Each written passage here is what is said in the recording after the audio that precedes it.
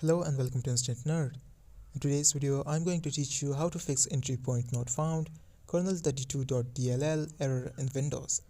If this video helps you, then consider subscribing and liking the video. For the first step, you will need to access this download page. Scroll down, select your preferred language and click on download. To determine the correct version, open search and type system information. Then click on it. Look for system type. If it says 64-bit, download the 64-bit version. If it says 86 or 32-bit, select the 86 version.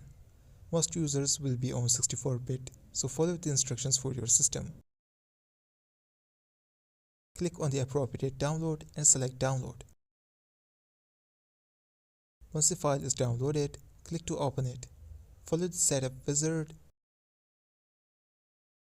Click I agree, click I install.